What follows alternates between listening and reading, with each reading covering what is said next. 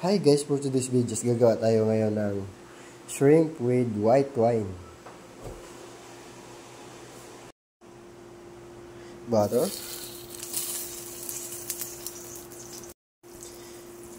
Bawang at sibuyas. Isahin lang natin yan. Ang ating bawang at sibuyas sa ating butter.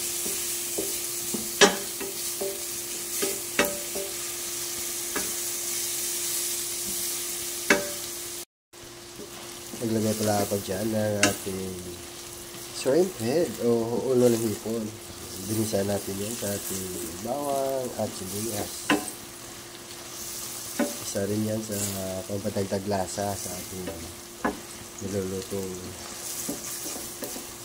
shrimp with white wine sauce. And then remove na natin yan. Lemon.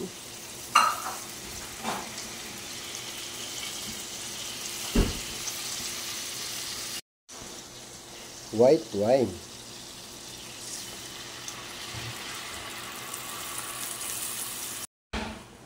Little bit of honey. Maglagay tayo ng honey yan para balanse yung lasa natin. Shrimp with white wine. Mix na natin yung ating hipon.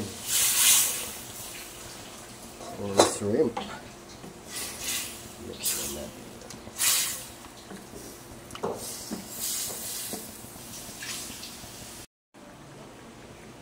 Black pepper. Sea salt ang gamit natin dyan.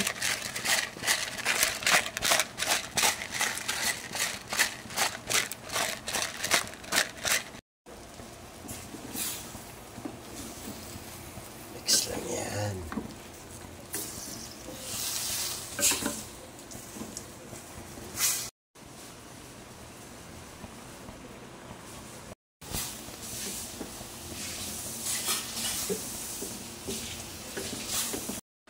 And the last one is magtapings lang tayo na ating parsley dyan.